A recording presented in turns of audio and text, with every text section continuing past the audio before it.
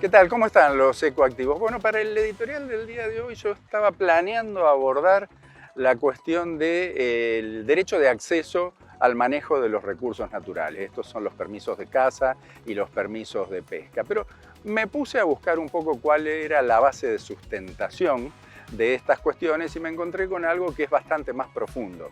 En el año 1968, un ecólogo norteamericano, Garrett Hardin, generó un paper que fue publicado en la revista Science que aún hoy y desde entonces y desde mucho antes de entonces era considerada el lugar científico donde se publican las cosas que se convierten prácticamente en mandamientos para la civilización.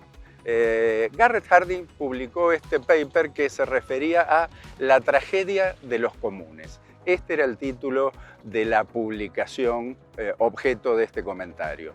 En realidad, el título es La tragedia de los comunes, pero la acepción, en base a lo que es el título en inglés traducido al español, sería La tragedia de los bienes comunes. Y el razonamiento que establece este ecólogo norteamericano cuando publica ese paper, utilizando un ejemplo de pastoreo en la campiña inglesa, es que es prácticamente imposible que los bienes comunes sean correctamente manejados. Esto es, tomamos una campiña determinada donde hay un pastizal, se le permite a todos los pobladores de la zona que engorden su ganado en ese lugar. Al principio cada uno va con una vaca, pero después, por una cuestión de deseos de progreso y de mejora en su situación, empieza a agregar más animales. A pesar de que saben que agregando más animales esa actividad no va a ser sustentable en el corto o en el mediano plazo, lo siguen haciendo. A partir del razonamiento de que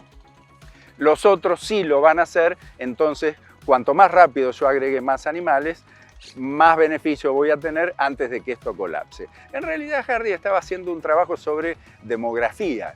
O sea, estimando qué es lo que pasaba con la población humana, donde ya entonces nosotros sabíamos que siendo cada vez más, cada vez iba a haber menos recursos para compartir, pero seguíamos reproduciéndonos, de hecho lo seguimos haciendo, y utilizando los recursos para nuestro beneficio y para los beneficios de nuestra progenie. O sea, racionalmente sabemos que la actividad que se desarrolla no es sostenible, pero seguimos haciéndolo esperando algún fenómeno mágico o algún otro tipo de efecto. En realidad, este trabajo ha sido muy discutido a nivel global.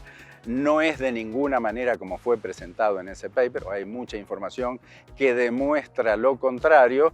De hecho, este mismo Hardin es autor de una célebre frase que la voy a leer para decirla bien: la libertad de engendrar será la ruina de todos. O sea, si se me permite la licencia, prácticamente un Mickey Vainilla de la ecología.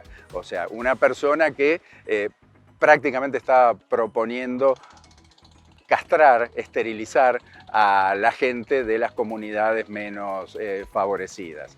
Claramente lo que él plantea no es cierto, pero sí es cierto que hay determinados niveles de conflicto que solo se pueden resolver a nivel comunitario y a nivel de las discusiones. Cuando él plantea este tema para los seres humanos, tenemos que decir que algunos utilizan ejemplos de la biología para decir que es cierto. Por ejemplo, en los trópicos es muy frecuente ver una muy fuerte competencia entre las diferentes especies que están en ese lugar, pero justamente porque abundan los recursos naturales.